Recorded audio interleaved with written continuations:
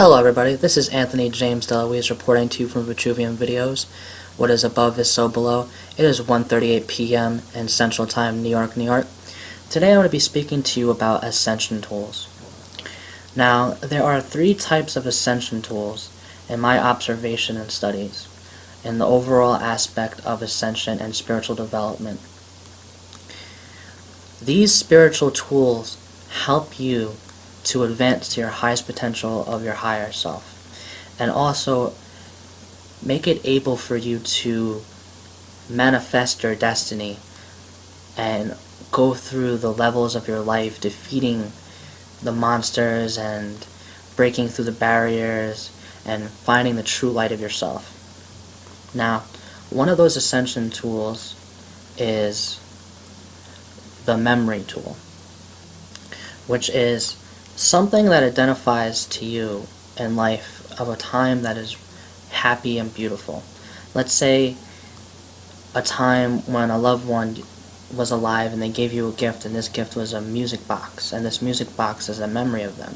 And every time you hear this music box, you get brought back to that beautiful memory of being with them, and you get, a feeling of nostalgia, but also a feeling of joy, and sadness, you feel it, but like the joy of having that energy of that person still with you. Now, this could be attached to a person, attached to a memory, attached to a feeling, and we have these keepsakes, these heirlooms around that take us back to what we're feeling.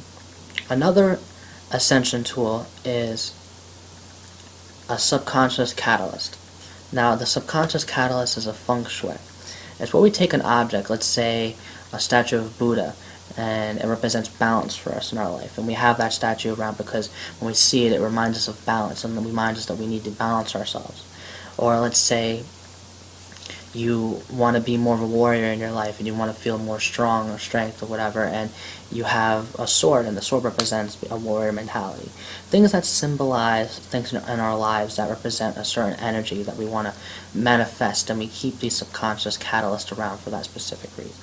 Now, there's a deeper aspect to the tools. This is the last one, and this is a past life relic.